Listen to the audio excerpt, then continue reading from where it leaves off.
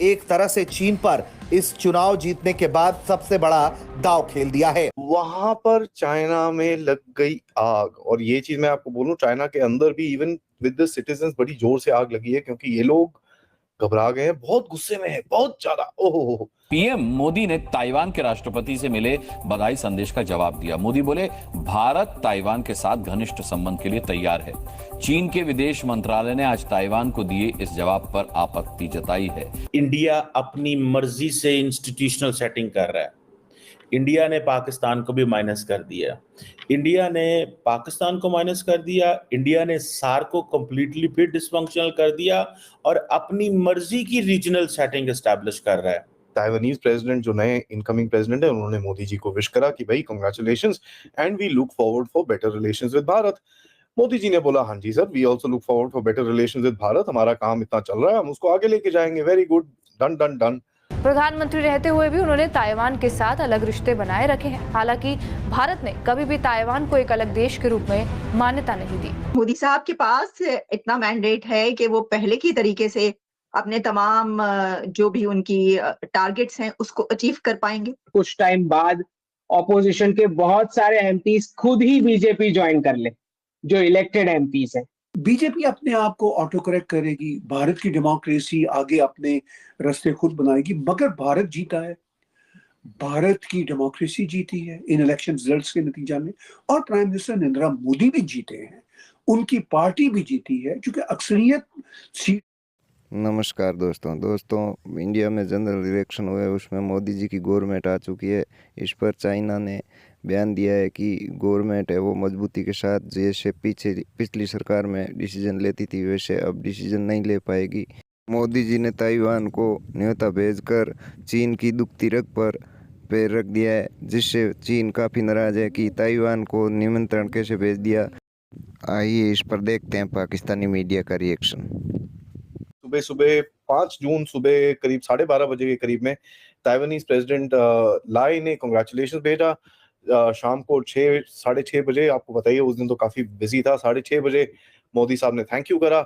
6 जून को अगले दिन एक रात तो पूरा सोया। चाइना ने बोला कि आप ऐसे मत करो यार, आप ये क्या कर रहे हो, और उनकी प्रेस कॉन्फ्रेंस के अंदर एक मैसेज आया कि भाई you have to adhere to one China policy. आप माने हुए हो, आप ये हो, आप वो हो, तो आपको ये सब करना है, यू कांट डू दिस। यहां तक कि उनके जो फायर्ड, जिनको नौकरी से निकाला गया था, गोबर टाइम्स के चीफ एडिटर, जिनको लिटरली नौकरी से निकाला गया था क्योंकि उन्होंने शी जिनपिंग के बारे में कुछ बेवकूफी बोल दिया था, वो कहते हैं भाई Narendra Modi has crossed a line, going in this direction he will make India पे द प्राइस। ओहो, मतलब धमकी मारी इसने। और ये भाई वही है जो नैन्सी पेलोसी का प्लेन जब आ रहा था ताइवान के अंदर, ये उड़ाना चाहता, कहता will blow up the plane, हम आसमान से उड़ा देंगे उसको। अबे वहां पर तुम कुछ कर नहीं पाए, वो आई वो गई, कितने लोग आए कितने लोग गए, उसके बाद साई इंग-वेन खुद यूएसए चली गई। तुम हर शाम को जाके बोलते हो कि सब हम सराउंड कर रहे हैं ताइवान को, हम ये कर रहे हैं, हम वो कर रहे हैं, धेले की तुम्हारे पास दम नहीं है, लेकिन क्रॉस द लाइन। चलिए जी ठीक है। अब जरा एक और थोड़े से देख लीजिए, चाइना ने जो मिनिस्ट्री ऑफ फॉरेन अफेयर्स का फॉर्मल स्टेटमेंट है कि भाई चाइना ने हमेशा बोला है कि भाई जो भी है ऑफिशियल कांटेक्ट ताइवान के साथ नहीं होना चाहिए, हमारे थ्रू होना चाहिए, और there is only one China. और ये चीज आपको याद करनी चाहिए क्योंकि आपने भी इसको अग्री किया हुआ है। देखिए अग्री किया हुआ है, अगर मैं आपको बताऊं कि सुषमा स्वराज जी का एक स्टेटमेंट था कि भाई for us to recognise one China you need to recognise one India, simple as that. तो ये चीज बड़ी क्लियर है। उसके बाद से भारत ने वन चाइना पॉलिसी के बारे में कभी भी कोई स्टेटमेंट नहीं दिया है, and that's something which is very very interesting. Now देखिए उसके बाद वीबो के अंदर आग लगी हुई, भाई मोदी को पता है साउथ चाइना सी, ईस्ट चाइना सी, ताइवान, ये कभी भी कोई स्टेटमेंट नहीं दिया है, and that's something which is very very interesting. Now देखिए उसके बाद वीबो के अंदर आग लगी हुई, भाई मोदी को पता है साउथ चाइना सी, ईस्ट चाइना सी, ताइवान, ये वो, ये सब कुछ यहाँ का है, तिबेट प्लेटो भी चाइना का है, मोदी को ऐसे बिल्कुल नहीं करना चाहिए, ये नहीं करना चाहिए, वो नहीं करना चाहिए, हम तो बिल्कुल टॉलरेट नहीं करेंगे, ये करेंगे वो करेंगे। देखिए ये चीज इनको भी समझ में आनी चाहिए कि साहब आपने जो उल्टा काम इधर पे भारत में किया है, उसके बाद आपको जवाब तो मिलेगा। अब जवाब मिलेगा, it is a completely ridiculous Chinese reaction. देखिए साहब ऐसा है अगर शी जिनपिंग को चाहिए था तो अपने आप ही बोल देते यार थैंक यू और कॉन्ग्रेचुलेशंस।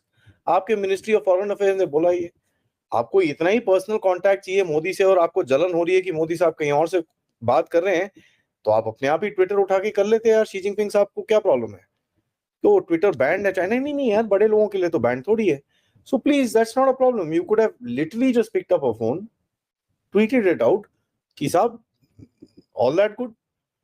अब गेम में ट्विस्ट क्या आया, ट्विस्ट ये आया कि जो चाइनीज एम्बेसडर टू इंडिया है वो कल जैसी ये उसके बाद से वो रोना शुरू हो गए इन चीजों के बारे में।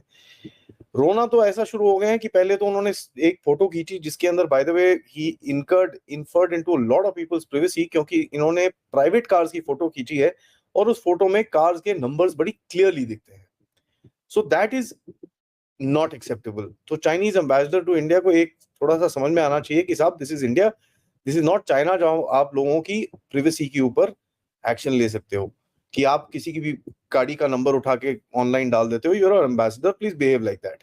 ये मेरा एक उनको मैसेज रहेगा। दूसरा कहते हैं कि साहब देखिए यहाँ पर कोरियन कार है, यहाँ पर जापानीज कार है, यहाँ पर जर्मन कार है, यहाँ पर अमेरिकन कार है, बट हमारे यहाँ दूसरा कहते हैं कि साहब देखिए यहाँ पर कोरियन कार है, यहाँ पर जापानीज कार है, यहाँ पर जर्मन कार है, यहाँ पर अमेरिकन कार है, बट हमारे यहाँ पर चाइनीज की कार क्यों नहीं है। क्यों? क्योंकि ऐसा है, चाइनीज की कार इसलिए नहीं है क्योंकि आप बोलते हो हम डंपिंग करते हैं, ये गलत बात है। सबको लेवल प्लेइंग फील्ड मिलना चाहिए। देखिए आलिया जी, जहां तक मेरी समझ है, कोर जितनी भी कोर मिनिस्ट्रीज हैं वो भारतीय जनता पार्टी के पास ही रहेगी। तो फॉरेन मिनिस्टर में मुझे नहीं लगता कोई चेंज होगा या टीम में कोई बदलाव होगा टॉप मिनिस्ट्रीज में, ठीक। लेकिन दूसरे जो बाकी के मिनिस्ट्रीज होते हैं उसमें नए आ सकते हैं कोएलिशन पार्टनर्स में से। That is very much possible, क्योंकि वो लोग सब बोलेंगे भाई हमारा भी इतना रिप्रेजेंटेशन है। बट कोर मिनिस्ट्रीज मुझे नहीं लगता कि बीजेपी के बाहर जाएंगी, अभी तो नहीं लगता है, ठीक। जहां तक सवाल इस बात का है कि क्या उत्तर प्रदेश में, क्योंकि सबसे बड़ा जो सबका एक्सपेक्टेशन था स्पेशली आफ्टर राम मंदिर कि उत्तर प्रदेश में तो मेजॉरिटी आएगा, तो वहां पे जो भी कैलकुलेशन में या जो लैकिंग हुआ, आई थिंक उस पर दे हैव स्टार्टेड वर्किंग कि इसमें क्या एक्चुअली गैप रह गया जो ऐसा रिजल्ट आया है। Because that is the main state जहां से अगर वो सीट्स आ जाती तो नंबर्स कंफर्टेबल, मतलब पूरा मेजॉरिटी आ जाना था इजीली। क्योंकि डॉक्टर अंकित, मैं भी समझती हूँ कि जो यूपी है उसकी तरफ से जो ये चीज हुई है उससे ज्यादा फर्क पड़ा। अगर यूपी में ये ना होता तो फिर तो आप और जगहों से कुछ चली भी जाती तो कोई इसमें खास उसमें नहीं डिफरेंस आना। करेक्ट। तो बाकी के कुछ स्टेट्स में है, जैसे महाराष्ट्र में इतना, मतलब इससे बेटर हो सकता था कुछ परफॉर्मेंस, राजस्थान में भी बेटर थोड़ा हो सकता था।